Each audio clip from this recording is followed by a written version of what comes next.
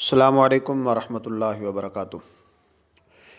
آپ کا میزبان حکیم محمد رفیع اللہ چشتی، اور آپ دیکھ رہے ہیں ہمارے یوٹیوب چینل علاج کی دنیا۔ دوستو، آج کا نسخہ سپرم بوسٹر کے نام سے ہے۔ وہ حضرات جو بے اولادی کا شکار ہیں، اولاد نہیں ہے، جراثیم کمزور ہیں، بڑھ نہیں رہے، والیوم کم ہے، اور جراثیموں کی جو تعداد ہے وہ کم ہے، جس کی وجہ سے وہ بے اولاد ہیں۔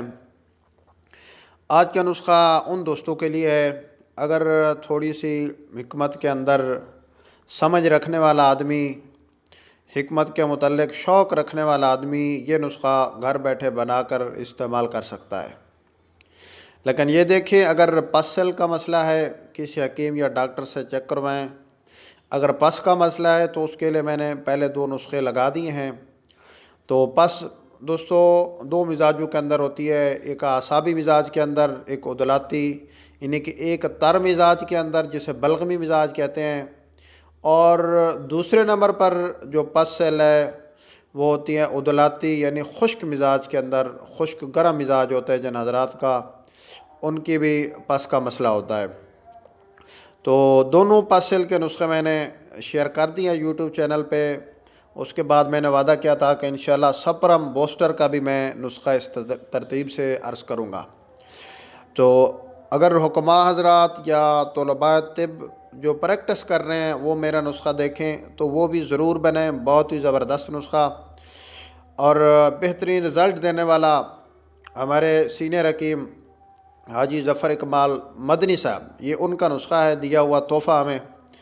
تو وہ بھی اس چیز سے بالکل اس چیز کو ناپسند کرتے ہیں کہ طب کے علم کو چھپایا جائے، بلکہ وہ خود یہ نسخہ جات لوگوں کے اندر تقسیم کرتے ہیں۔ بہت بڑے ماہر حکیم ہیں، تو یہ ان کا نسخہ ہے، ہم استعمال کراتے ہیں۔ میں یہ نہیں کہتا کہ یہ میرا ہی نسخہ ہے اور کسی حکیم کا نہیں ہے، جھوٹ اچھا نہیں ہوتا۔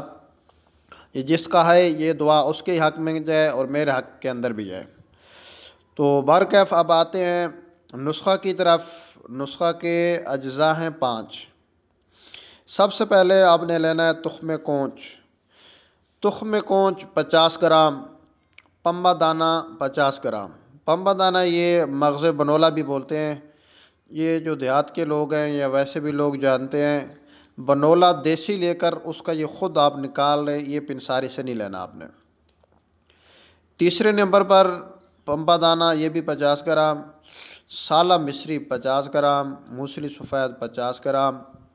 دوستو ان 4 چیزوں کا آپ نے بہترین صفوف بنا لینا ہے، جیسے پھکی ہوتی ہے نا، اس طرح صفوف بنا لینا ہے، بالکل باریک حمام دستے کے اندر کوٹ کر پھر اس کو چھانی لگا لیں۔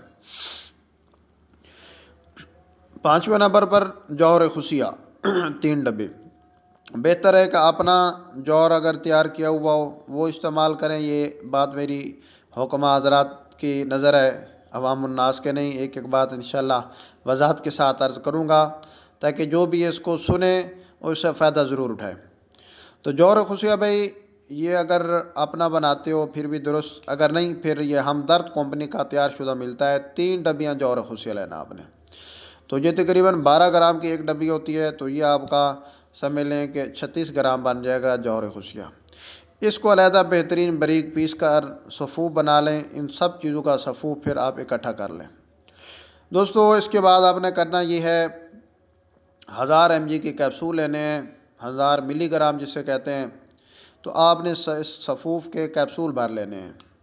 2 کیپسول صبح نہار منہ اپنا دودھ کے ساتھ، گرمیوں کے اندر عام دودھ ٹھنڈے کے ساتھ، اور سردیوں کے اندر نیم گرم دودھ کے ساتھ۔ دوستو 2 کیپسول صبح نہار منہ اور 2 کیپسول ہی عصر کے وقت نیم گرم دودھ کے ساتھ آپ نے کھانے ہیں۔